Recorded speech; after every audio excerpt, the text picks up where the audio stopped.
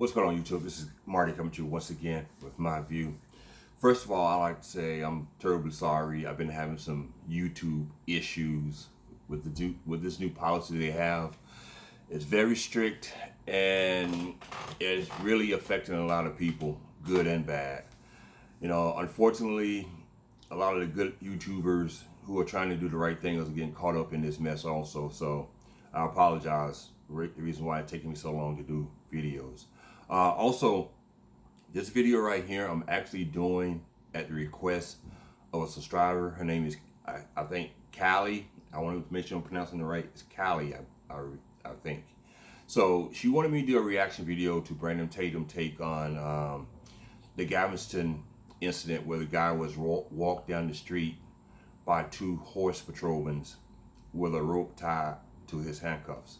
So this is Brandon Tatum and his reaction to this incident. Now, Brandon Tatum's reaction to this was similar to ABL, which I'm gonna let you listen to what he says, and then I'm gonna come back in between and give you some of my thoughts.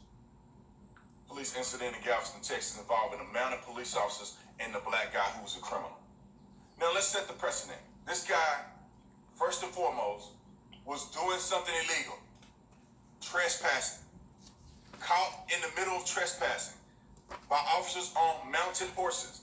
Not in the patrol cars. They weren't driving around patrol cars, then they decided to get on the horses. They are in mounted horse patrol. He gets caught, he gets arrested, and they had to walk him to wherever they need to take him for him to be detained and processed. Now they can't, what do you expect them to do? Park the horse, get off the horse? No. They had to use the mechanism in which they've been using, that's a part of the department policy. They do it to white people too. And everybody else, they get arrested in Galveston, Texas while they're mounted on the horses. They handcuff you and they put a rope on the handcuff so they can walk you to wherever they need to process you on. For some reason, people are now outraged because they have this slave plantation syndrome where everything has to relate to 400 years ago. A long time ago, okay, not 400 years ago, but a long time ago when in this country some people were slaves. Some black people, not all. Black people even own slaves. But I'm not going to get into that right now. You know how the right is always saying that Democrats are always trying to play identity politics. Now, this is one thing that Brandon Tatum, Candace Owens, and people like ABL are good at. They're good at trying to play identity politics when it comes to black people. He brought up this whole thing about slavery. And he made it known that some black people own slaves, which is kind of true. But when you talk about black people owning slaves, what you're really talking about is a very, very, very, very minute few of black people who own slaves. And it was more or less centered around Indians more than black people. So just keep that in mind when you listen to these people. These people are all about identity politics. They're all about having some side agenda to get people, black people, to vote Republican. And that's pretty much what it's all about. So let's continue. So they walk the man there, people take a picture, now they want to act like the police officer doing something wrong. And the cowardice, no balls having police chief decides to apologize for a policy that they never apologized when they had a white man there. They only apologize because they get backlash because a black man is there, and black people get mad at the black man because they see him with a rope and them walking with him on mounted horses, but they weren't mad when he was breaking the law. Now this guy's supposed to be pro-police. You know what I'm saying? Now, he's only pro-police when it fits his narrative. Now, with the two police officers walking this guy down the street,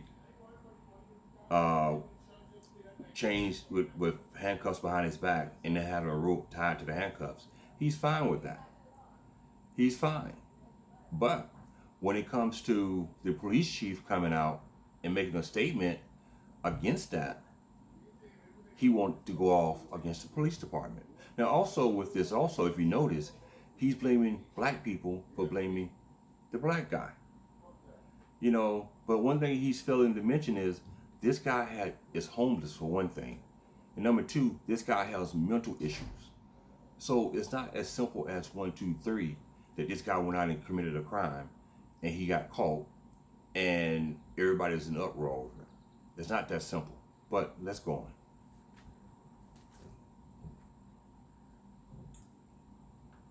Let me get back to the subject at hand. Ladies and gentlemen, what do you want the police officers to do? Just somebody throw something out there. What do you want them to do? They're on horses. Do you want them to put him on the back of the horse? Put the man on the back of the horse in handcuffs and say, hey, buddy, hope you hold on. I hope you don't fall off the horse. And if you fall off the horse, I hope you don't fall off and start running. And then if he's walking next to the horse, you want him to walk next to the horse and say, Mr. Criminal that don't know how to follow law, you clearly don't care about other people's property because you're trespassing. We're going to just let you walk next to the horse in handcuffs. And don't run away, sir. We're going to trust that you won't run away from us. What do you want them to do? Put him on the horse? Do you want them to park the horse? Them to park the horse at a random place and tie him up? Walk 8 blocks, go get the police car, bring it back, get him put in the car? Only because he's black? Because you don't want him to do that with the white people. You don't want him to do that with Hispanic people. But you want him to do that because the guy is black. When are we going to stop this mess? And then... Now, he just went through all these scenarios.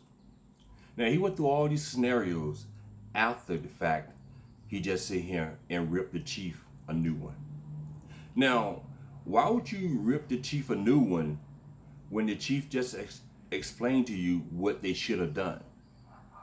Plain and simple, they could have waited on a transportation vehicle to come and pick this guy up to take him to jail. There was no rush for him to be walked through the street in handcuffs, being tied. See, these people are just trying to scare people. They're just like Donald Trump. It's all about the scare tactic. They don't listen to their own message sometimes. He just sit here and ripped the chief apart for apologizing, but at the same time, he forgot to mention that the chief gave him an example of what they should have done. See, that's why I said these people right here, they call everybody else race baiters. They are the race baiters. They are the ones who's playing identity politics at every turn. They are the ones who's making nonsense out of something that have no reason to be racially motivated, because they making it worse than what it is. They are the ones who's making it worse than what it is. You know, the chief came out, the chief apologized, the chief actually told them what the best scenario should have been. But you listen to this guy, you will never have known the chief said those words. Just like ABL, they don't tell the whole story. They only tell the part that fit their narrative. And that's what they're doing here. He's only telling that part. But just listen to a little bit more, then we'll stop it. Then I'm going to give you a little background on Brandon Tatum. And some people get mad because police officers don't want to call these officers out. Well, they didn't do nothing.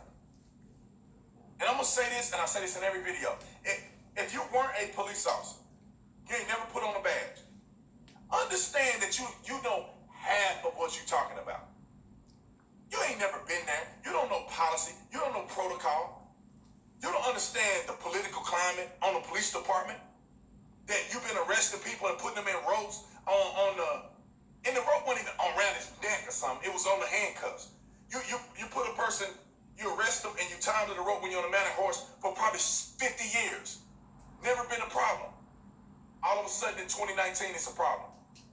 Y'all kill me with this stuff, man. Now, I'm going to stop it there. Now, the reason I stopped it there because he said some things that had me do a little research on Brandon Tatum. Now, Brandon Tatum said that, pretty much that if you've never been part of the police force, you shouldn't basically be judging the police officers. So let me give you a little background on Brandon Tatum. Now, he was with the Tucson Police Department for 6 years. All right, he left there to take some kind of media job at some kind of media company or whatever it was. All right, now, do you realize one thing that what he did after he left that police department? He became a I'm not going to use the word snitch. I'm going to use the word, and what is the word I'm looking for? I'm looking for a certain word. I can't think of the word I'm looking for. But anyway, what he did was, there were so many things going on in the Tulsa Police Department that while he was there as a police officer, as a man who had so much integrity, he didn't open his mouth.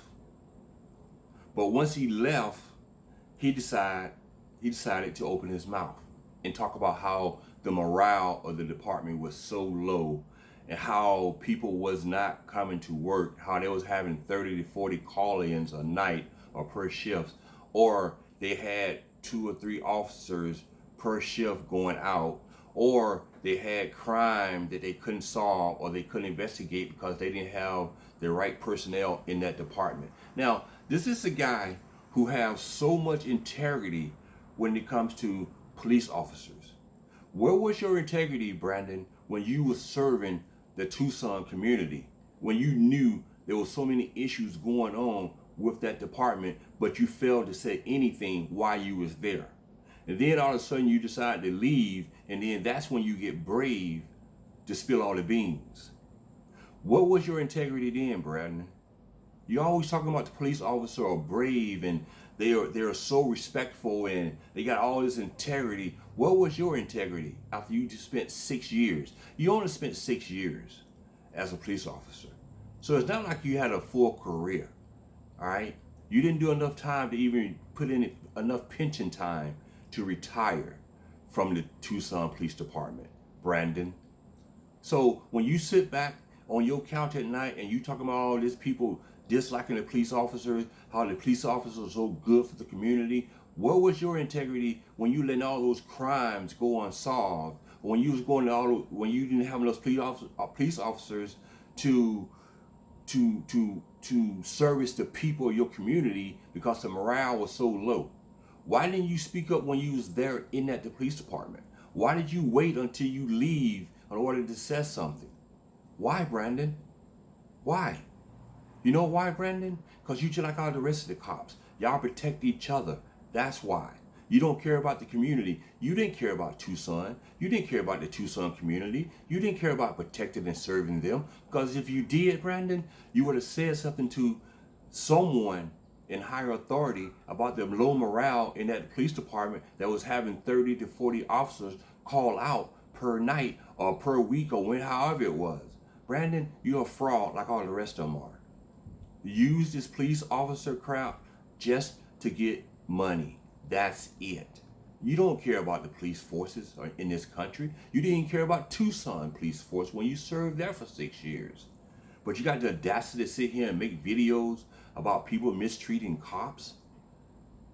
You mistreated the Tulsa citizens because you didn't blow the whistle. And that's the word I'm looking for. You was not a whistleblower. You became a whistleblower after the fact. Why wasn't you a whistleblower when you was on the force for those 6 years? Talk about those morale issues.